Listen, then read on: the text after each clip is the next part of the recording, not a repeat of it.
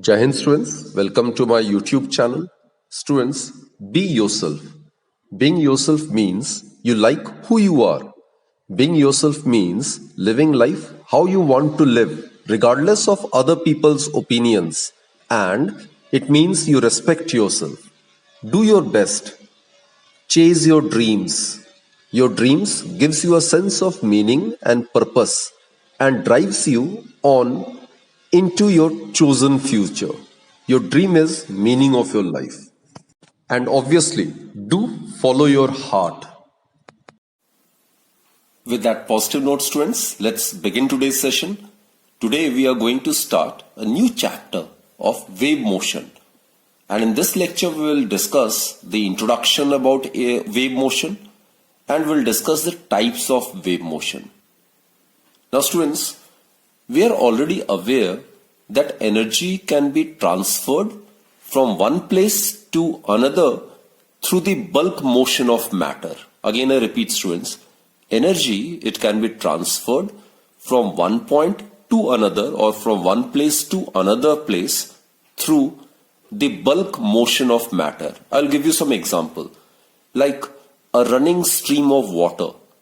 Now it carries energy with itself as it moves along, isn't it?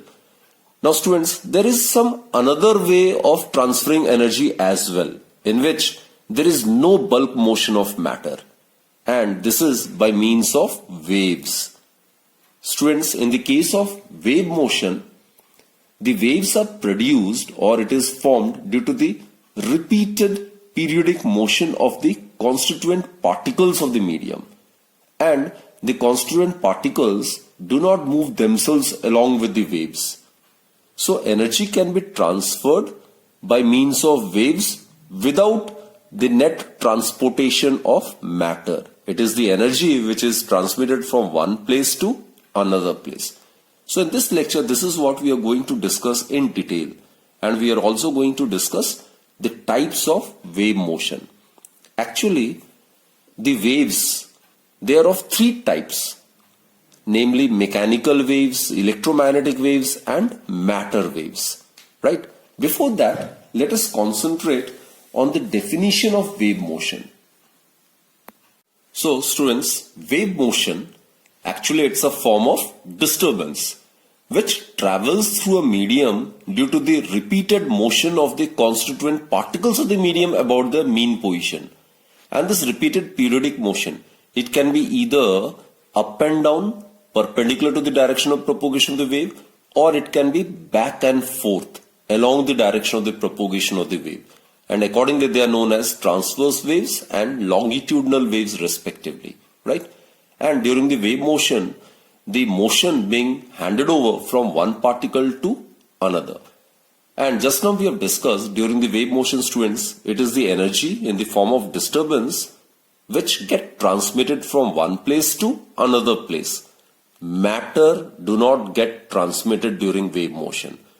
The constituent particles of the medium, it oscillates about its mean position. It simply passes on the disturbance to the one particle to the another particle, right? Now students, in order to understand the mechanism of wave propagation, say on water surface, then let us consider this particular example. Suppose this dotted line, it represents water surface.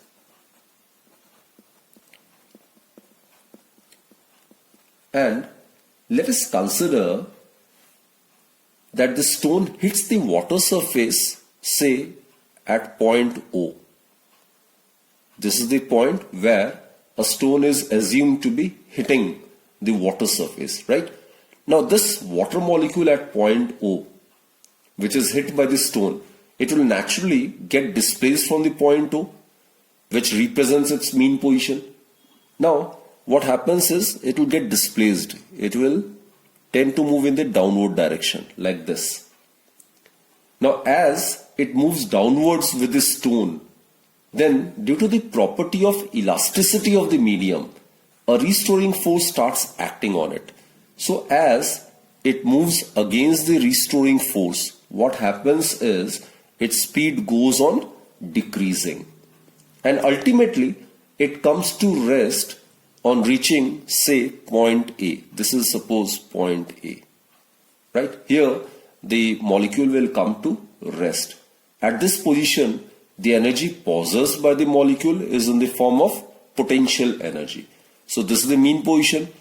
When a stone strikes the water molecule at the mean position, then it will get displaced. It will move along with the stone in the downward direction. Now, due to the property of the elasticity of the medium, what happens is a restoring force will get developed. So as the water molecules goes towards point A, its speed keeps on decreasing, and suppose eventually at point A it comes to rest. Now students, at point A, the restoring force on this water molecule is maximum. So what happens is it starts returning back to its mean position, right? So it starts returning back like this. Now, as it does so, its potential energy converts into kinetic energy. So, by virtue of elasticity, the water molecule tends to come back to its mean position. Now students, as I've stated, as it does so, as it comes or near its mean position, what happens is its potential energy converts into kinetic energy. Now on reaching point O, that is the mean position, the molecule doesn't stop. Instead, what happens is it overshoots its mean position. Why it overshoots its mean position? Because of inertia of motion. You are already aware, a body which is in motion continues to remain in motion until and unless it is acted upon by some external unbalanced force.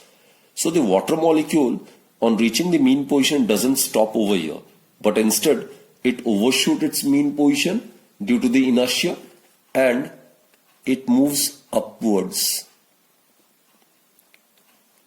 say to point B. This is suppose point B. Till again the velocity attained by it at point O becomes 0. Right? At point B, again the velocity will become 0. So in this manner, students, the molecule of the water executes periodic motion about its mean position due to the properties of elasticity and inertia.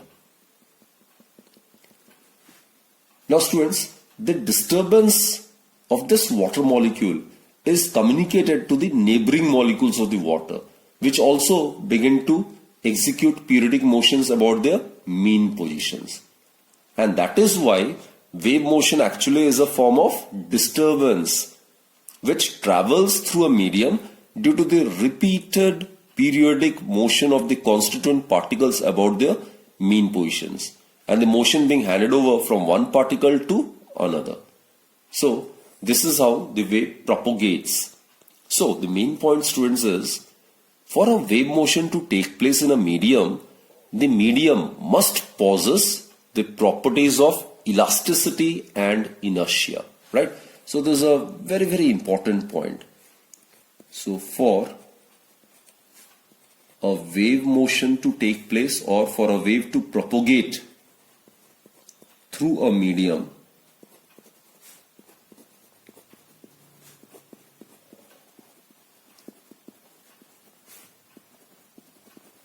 the properties which the medium must possess is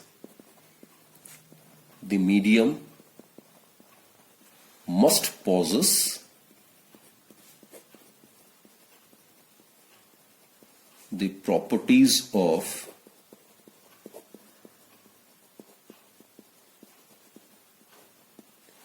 elasticity and inertia.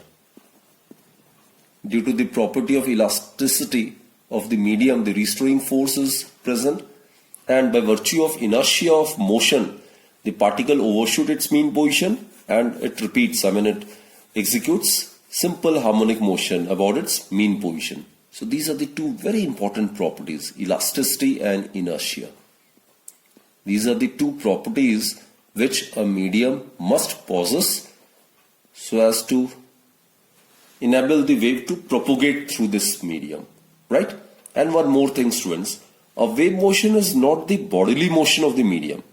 In a wave motion, the transfer of energy takes place from one point of the medium to the other point, and the transfer of matter does not take place. Clear?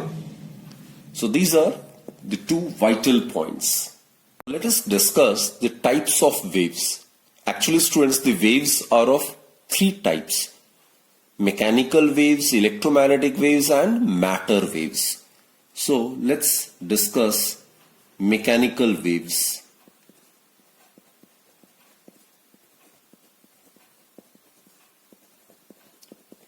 Now, mechanical waves, they are also known as elastic waves. These are also known as elastic waves. Now, these are the waves which can be produced or propagated only and only in a material medium. And such waves are known as mechanical waves or elastic waves. Now, there are various examples of mechanical or elastic waves. Like the common examples include water waves, when the water ripples, then sound waves, then seismic waves produced during earthquake, right? All these waves have some certain central features. And students, as I've told you, these are the waves which can be produced and propagated only in those material medium which possess both elasticity as well as inertia. Now, one more point to be noted is that mechanical waves can be either longitudinal or it can be transverse.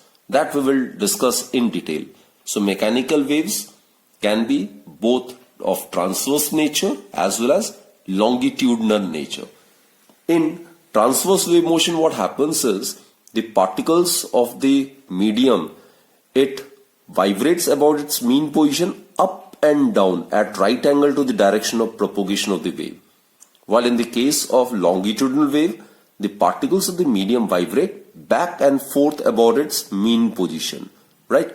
In both the cases, the material medium is required for its propagation, and the medium must possess the property of elasticity and inertia. So these are the waves which are known as mechanical waves or elastic waves. There's another category of waves, students, which are known as non-mechanical or inelastic waves. They're also known as electromagnetic waves. These are electromagnetic waves. And as the name suggests, electric and magnetic field are associated with these waves. These are non-mechanical waves.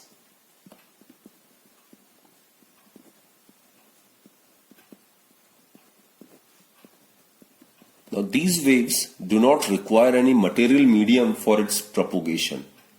So, these wave motion may take place even without a medium. Such waves are known as electromagnetic waves, right?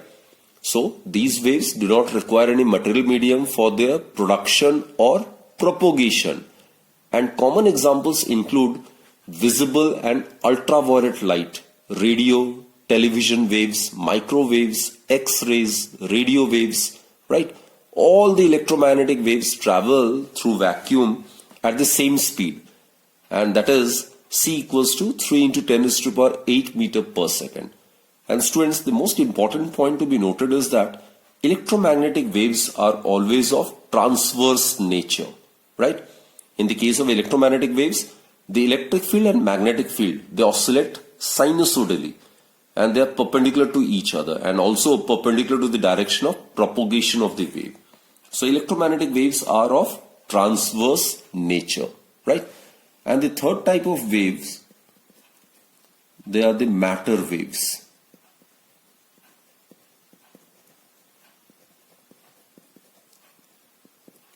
Now students, matter waves are the waves which are associated with electrons, protons, and other fundamental particles, and even atoms and molecules, right? Anyway, in this particular chapter, we will discuss mechanical waves, which may be either transverse in nature or longitudinal in nature. Now, in order to revise all the things which we have discussed now, let's go through this particular video.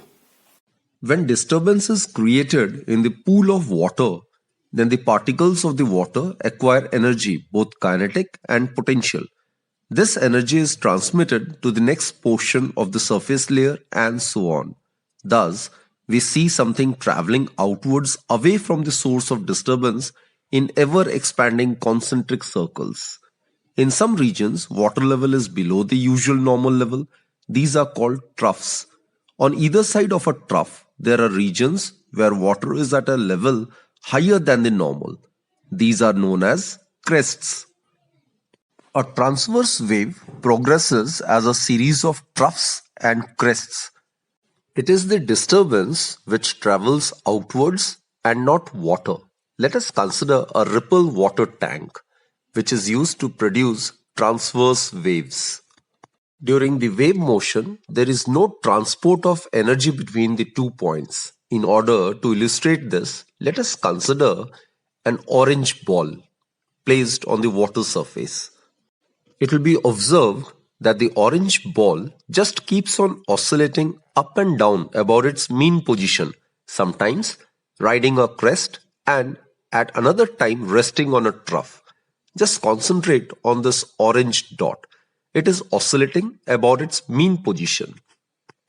Transverse wave motion is thus that wave motion in which the individual particles of the medium execute simple harmonic motion about their mean positions in a direction perpendicular to the direction of propagation of the wave.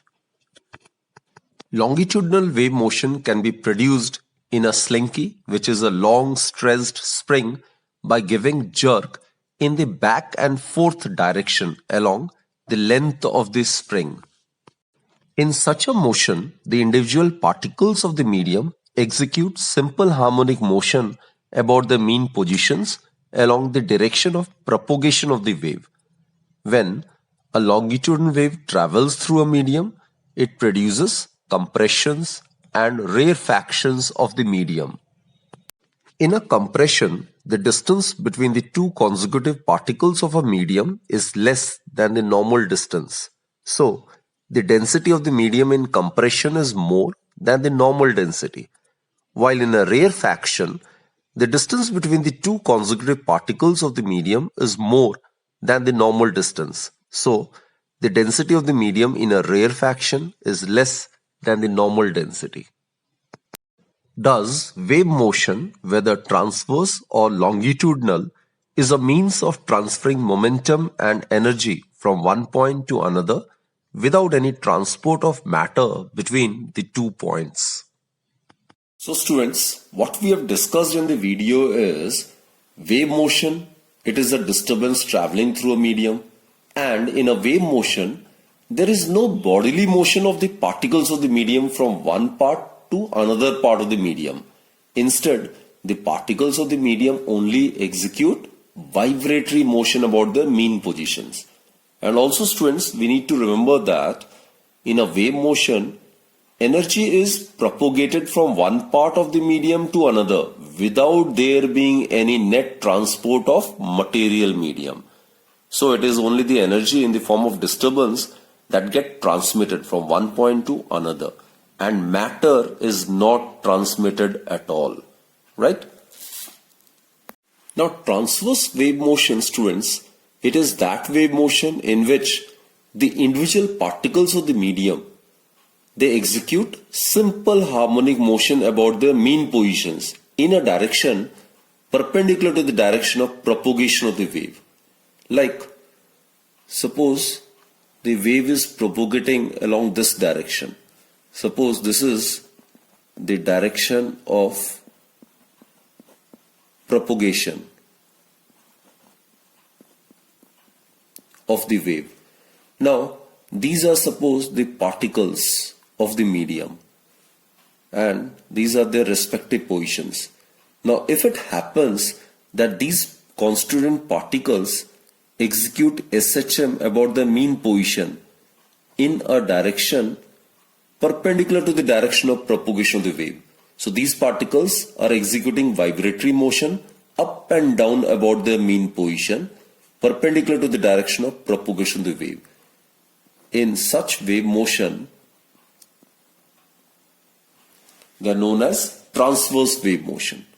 So, in this case, the particles of the medium oscillates up and down about their mean position, and it oscillates up and down about the mean position perpendicular to the direction of propagation of the wave. This is perpendicular direction, right? So wave is propagating along this direction, and the particles of the medium are oscillating about the mean position about this position. The motion being handed over from one particle to another, right? And students, as we have discussed, during one complete vibration, the net displacement of the particle is zero. Also students, the particle velocity during its vibration about its mean position is different at different instants. When the particle passes through the mean position, then its velocity is maximum. So kinetic energy is maximum and potential energy is minimum. And when it reaches either of these two extremes, it momentarily stops. So its kinetic energy is zero and potential energy at the extreme position is maximum, right? So it is due to this repeated periodic up and down motion of the particles of the medium that transverse wave propagates through it. Clear? And the wave velocity in a given homogeneous medium, that I have said, it is constant, right? So the water waves, the movement of a kink in a rubber string, then the movement of a string in a sitar or a violin, the movement of the membrane of a tabla or dholak, all are examples of transverse vibrations. A transverse wave progresses as a series of troughs and crests. Crest is, students, it is the position of maximum displacement in the positive direction. Suppose this is the normal level. This dotted line, it represents normal level. And let us consider these points to be A, B, C and D. And these points to be E, this is F, and let us suppose that this point is G. Now students, as I've stated, transverse wave, it propagates in a medium in the form of crests and troughs. Now crest is the position of maximum displacement in the positive direction. This is considered to be the positive direction, right? That is above the line of the mean position or above the normal level. So these points A, B, C, D, they are crests. When the displacement of a particle is maximum above the line of the mean position, then the particle is said to be at the crest of a wave, right? So this hump or this elevated portion, this is known as the crest. While on the other hand, trough is the position of maximum displacement in the negative direction. That is below the line of the mean position or below the normal level. This is the normal level and this is below the normal level, right? So the points E, F, G, these are troughs. So when the displacement of a particle is maximum below the line of the mean position, then the particle is said to be at the trough of a wave. Now students, in the case of transverse wave motion, the distance between two successive crests or two successive troughs, that is known as wavelength. So I will represent wavelength by lambda. This is the symbol to represent wavelength. So these are the two successive crests. So in the transverse wave motion, the distance between two successive crests or two successive troughs, E and F are the two successive troughs, and the distance between them is known as wavelength, which is represented by lambda. Actually students, wavelength is the distance traveled by the disturbance in the time during which the particle of the medium completes one vibration. Like this wave is propagating along this direction. Suppose this wave is propagating along this direction, right, with velocity v. Now as the wave propagates, the particles of the medium oscillates, right? So, in the time during which the particle of the medium completes one vibration, during that time the wave will travel some distance, and that distance covered by the wave in the time during which the particle of the medium completes one vibration, that is actually known as wavelength, right? Dear students, I would like to mention that the particles A, B, C, D, they are all in the same state of vibration. That is, these are the particles which are in the same phase. Like the particle A, B, C, D, they are oscillating like this. They are oscillating in the same phase. That is, they are having the same state of vibration, isn't it? So wavelength actually may also be defined as the distance between the two nearest particles vibrating in the same phase. So it will be the distance between two successive crests or two successive troughs, right? So generalizing the definition for wavelength is the distance traveled by the wave in the time during which the particle of the medium completes one vibration. We will make use of this definition of wavelength so as to obtain a relationship between wavelength, frequency and velocity of the traveling wave, right? So we are aware that distance traveled by a wave is given by the velocity of the wave multiplied by time, isn't it? It is velocity of the wave multiplied by time. This is the distance traveled by the wave. Now students, here we have assumed the velocity of the wave to be v, right? And in time period capital T is the time period. Time period is the time which is taken by the particle of the medium to complete one oscillation. If the particle starts from this position, suppose this is one complete oscillation, and the time which the particle takes to complete one oscillation or vibration, that is known as its time period. And during this time, the distance traveled by the wave in the medium is known as its wavelength. So distance traveled by the wave in time capital T is the wavelength, and it is velocity of the wave multiplied by the time. So this is the formula. So it can be rearranged like this as well. Lambda T can be taken over here, 1 by T, and it is equal to V.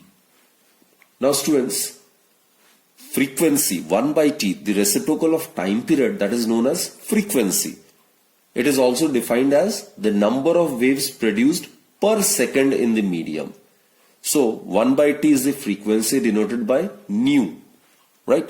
Therefore, V is equal to 1 by T, reciprocal of time period, that is frequency, represented by nu. This is known as nu. And lambda is the wavelength. So students, velocity of the wave is equal to the product of its frequency and the wavelength. So this is the relationship between velocity, frequency and wavelength. Now students, let us try to understand the formation and propagation of a transverse wave in a medium. Consider a series of 9 equally spaced particles 1, 2, 3, 4 and 9 in a straight line. When the transverse waves propagate to the right, the particles of the medium execute SHM of equal amplitudes and time periods about the mean positions in up and down directions. If capital T is the time period of a vibrating particle, then the time taken by the disturbance to travel from one particle to the next is T by 8 seconds. At T equals to 0, you can notice that all the particles are at rest. Let particle 1 be disturbed. Now after T by 8 seconds, particle 1 completes 1 by 8th of a vibration and the disturbance reaches particle 2. Similarly, after 2T by 8 seconds, that is T by 4 seconds, the particle 1 completes 1/4 of its vibration and the disturbance reaches particle 3.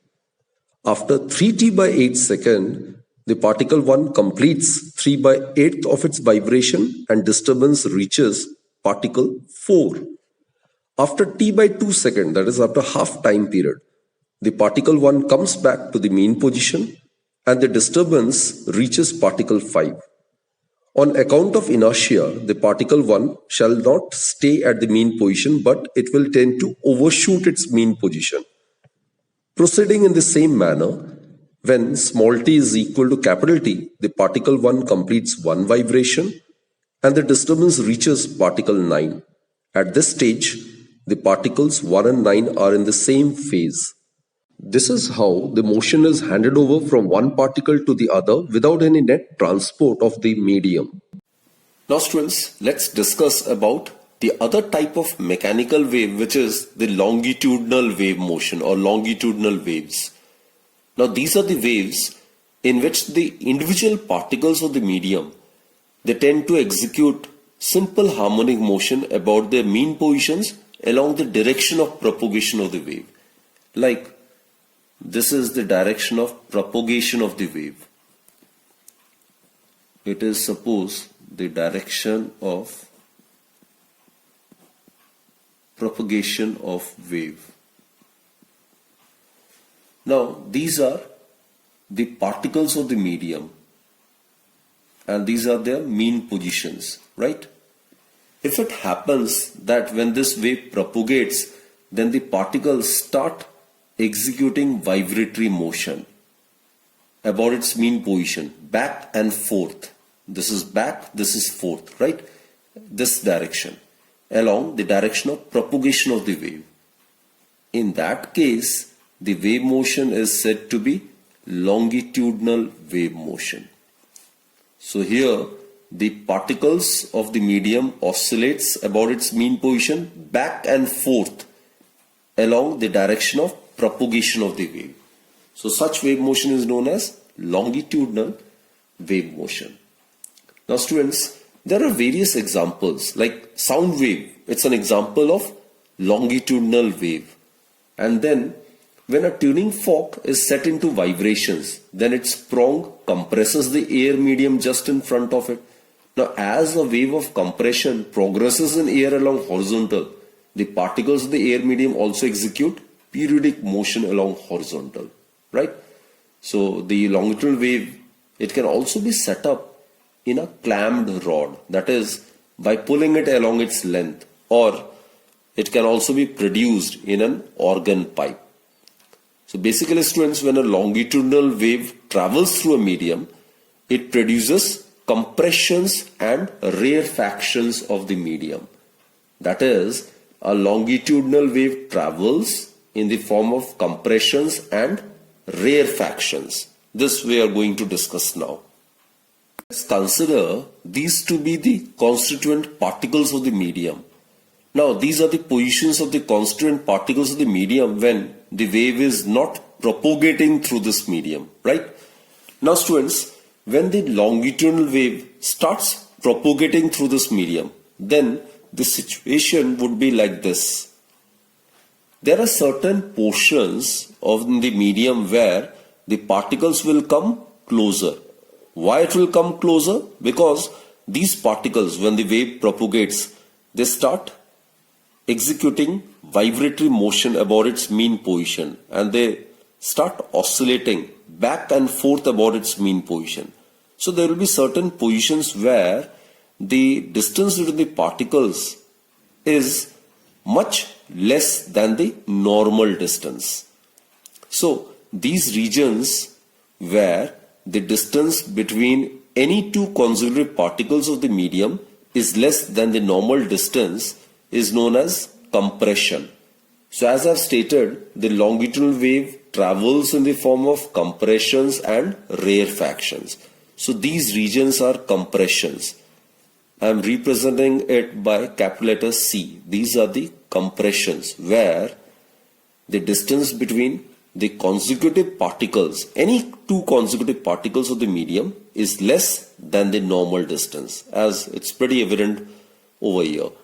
So actually the density of the medium in compression is more than the normal density, isn't it? While this region, students, it is known as rarefaction. Here in this region, the distance between any two consecutive particles of the medium is more than the normal distance. So here, the density of the medium in a rarefaction is less than the normal density. So I will represent rarefaction by capital letter R. So these are the regions of rarefaction. Right? So students, compression is a region of the medium in which the particles come to distances less than the normal distance between them, while rarefaction is a region of the medium in which the particles of the medium get apart to distances which are greater than the normal distances between them. Clear, students? So longitudinal wave, the wave travels in the form of compressions and rarefactions. Also students, in case of longitudinal wave, the wavelength is equal to the distance between the centers of two consecutive compressions or two consecutive rarefactions. So this distance, the distance between the centers of two consecutive compressions or the distance between the centers of two consecutive rarefactions, that is known as wavelength, represented by lambda. The velocity of the longitudinal wave is also given by v is equal to nu lambda. Nu is the frequency of the wave and lambda is the wavelength. So the same formula holds valid for longitudinal wave motion as well as transverse wave motion, right? The only difference is that in the case of transverse wave motion, it propagates through a medium in the form of crests and troughs, while in the case of longitudinal wave motion, it propagates through a medium in the form of compressions and rarefactions. Now students, let us discuss the formation and propagation of a longitudinal wave. Consider a series of 9 particles, 1, 2, 3, 4 till 9, equidistant from each other. These particles are free to move back and forth about the mean positions along the line in which they are placed. Let capital T second be the period for each particle. The disturbance travels from one particle to the next in T by 8 seconds.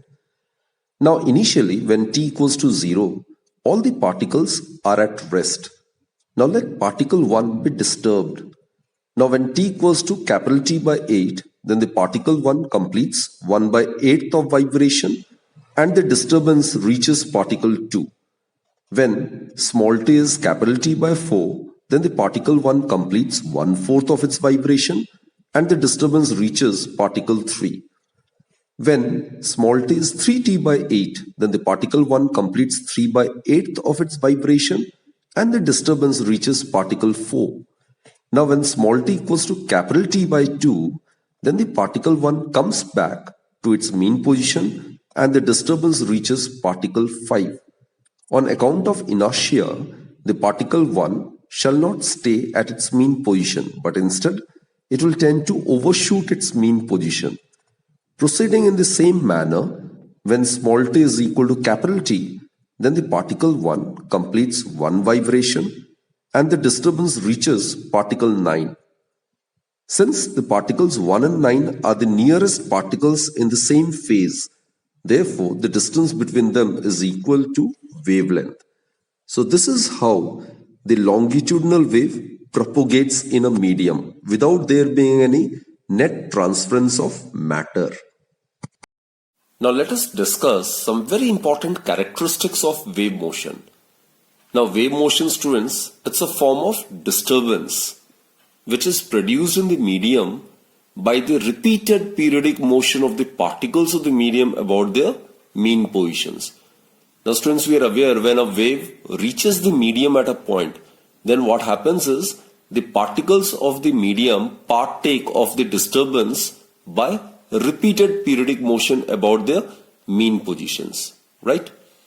Then students, the wave motion, it represents transference of energy from particle to particle. and that is energy can be transmitted over long distances by wave motion. Now the energy moves outwards away from the source while the particles of the medium continue vibrating about their mean positions with fixed frequency. So that is the reason why a wave represents transfer of energy from particle to particle, right? And students, since the particles of the medium suffer no permanent displacement, therefore there is no net transfer of matter in the wave motion. The displacement of vibrating particle of the medium is 0 over 1 complete vibration. Like this is the mean position, the particle will vibrate about its mean position like this. So this one is the complete vibration like this. So the particle is coming back to its initial position after completing one vibration.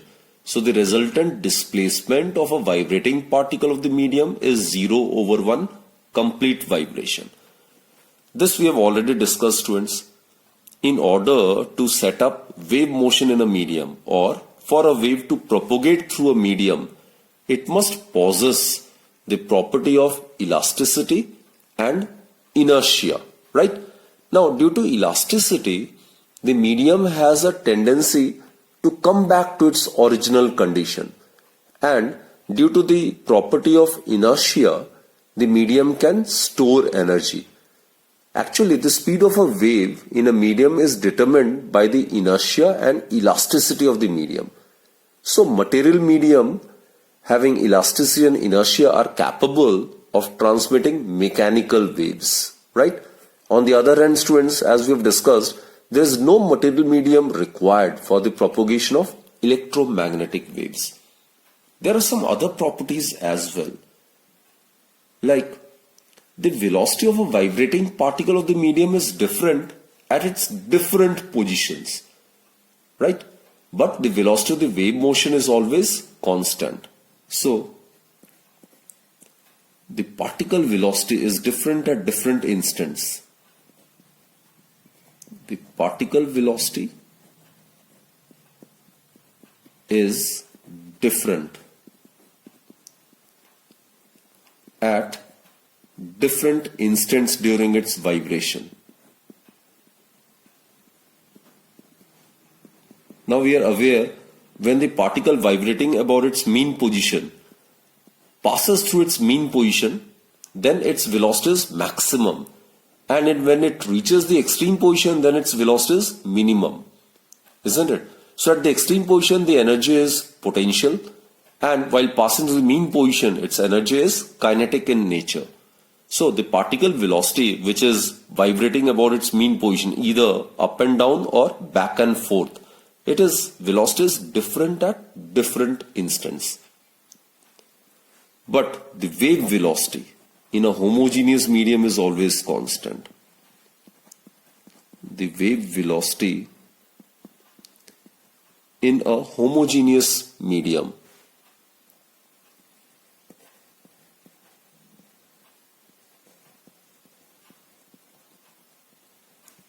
is always constant. So particle velocity is different from the wave velocity. Wave velocity in a given medium is always constant. Right, students? Now another very important property is that the waves, it can be reflected, it can be refracted, and it can be diffracted. And it can even cause interference with other similar waves. Also, students, as we have discussed, depending upon the type of the wave, the particles of the medium may actually oscillate up and down, or it may also oscillate back and forth about its mean position, either perpendicular to the direction of propagation of the wave or along the direction of propagation of the wave. And as I've stated, accordingly, mechanical waves can be divided into two types: transverse wave motion and longitudinal wave motion. That's it for this particular session, students. So let's conclude this lecture and keep watching my videos. Thank you.